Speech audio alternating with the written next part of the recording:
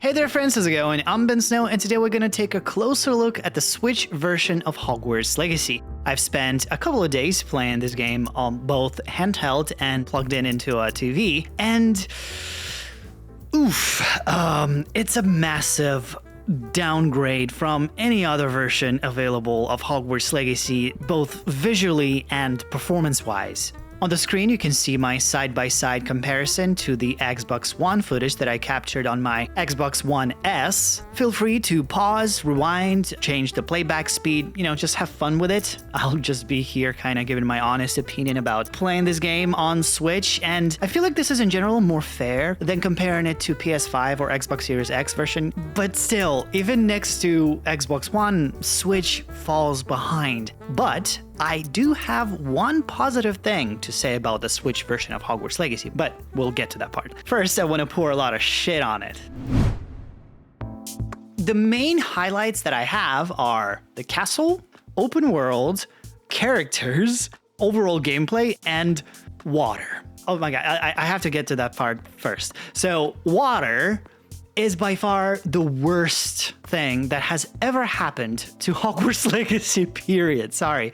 It doesn't even look like water. It's like mercury in its liquid state. This is just so bad. Every time I see the Black Lake, it throws me off. It doesn't look good at all. I'm really sorry.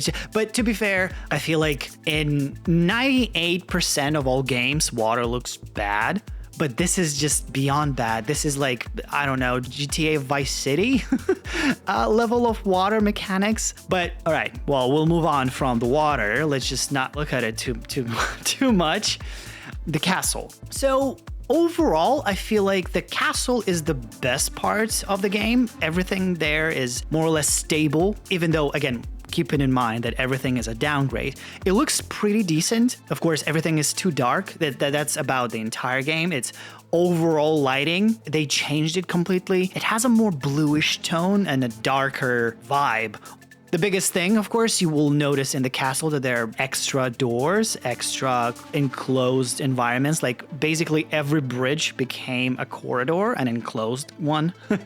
I believe the only one that is left open is the aqueduct bridge that leads from the open courtyard. And of course, in the Great Hall, we have less candles, and when the students are not there, there's nothing on the table. So basically, there are a lot of compromises that the developers had to make to have this game run on Switch, but I think they did great with the castle. I mean, it feels great, and especially on handheld, it looks pretty good.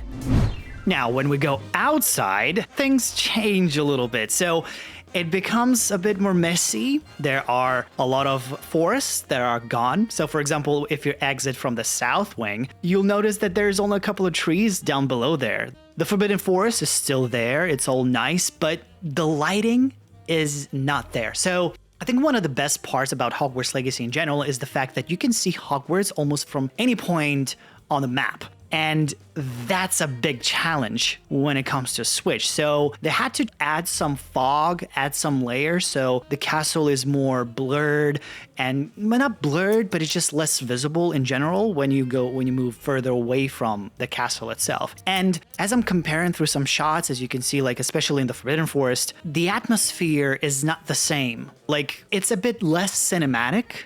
There's less effects going on in general in terms of how light behaves and how environmental effects, like fog, etc. It's not really there. The only thing that looks good really is the skies. Actually, I feel like the overall sky blanket is completely different from what it was in other games because it kind of reminds me of Zelda when I look at the skies. Surprisingly, also talking about when you're trying to fly, it's pretty smooth, I have to say. Surprisingly smoother than on Xbox One in terms of frame rate. Like on Xbox One, when I was capturing the footage, I had a lot of glitches. And in general, when I'm in open world in the forest, I have so many dropped frames on Xbox One. On Switch, it was more stable. And again, it's because they chopped down a lot of trees. And honestly, I feel like I prefer that smoothness than having a lot of trees, but then have the game run at like 15 frames per second. Also, of course, just like in the Hogwarts, you're gonna have more loading screens. Hogsmeade, in order to enter, you have to load. And if you want to enter any of the shops, you have to go into loading screen again. I feel like the game is much longer in general than on any other platforms simply because you have to wait so much time in load screens. And it's long enough for you to doze off. Like, it's enough time for me to glance on my phone or, I don't know, go grab a drink. I'm just kidding. I'm exaggerating, of course. But again, that's my honest opinion.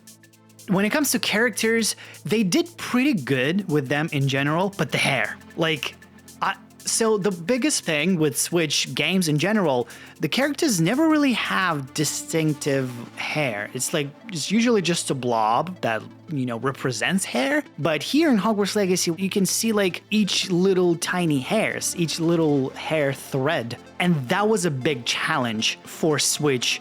I wish they kind of would try to restyle it or something like that, because here it looks like it's a Christmas tree. It's just so jittery and I don't know, it just doesn't look great. But now we're coming to my positive feedback. And even though I saw all of these bad things, the best review I can give for the Switch is that so many times I completely forgot that I was recording that was comparing.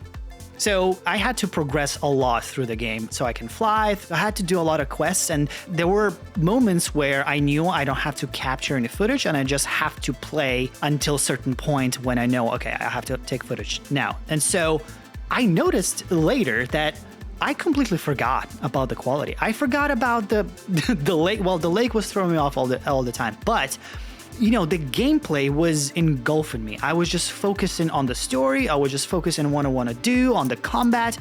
You know, it is a downgrade. It is literally the worst port, not the worst. It's still a great port. Like, with all the downgrades, with all the everythings, it's still a great game. You playing it on Switch will have the same amazing experience of Hogwarts Legacy as you can have it on PS5. Well, I mean, better graphic. Well, I wouldn't say that, it's probably a stretch, but what I mean is that the game is still great and you still can experience the greatness of the game on Switch. And on handheld, that's like a completely different experience. You can now sit on the toilet and be exploring Hogsmeade. It's amazing. So there you have it, guys. That's, I guess, the best review I can give for this version. But I now want to do an ultimate comparison of every single version of Hogwarts Legacy, and if you're in the future, you can see this video right here. Otherwise, how about we start our conversation about the future of Hogwarts Legacy in this video. But thank you guys for watching. I'll see you next time.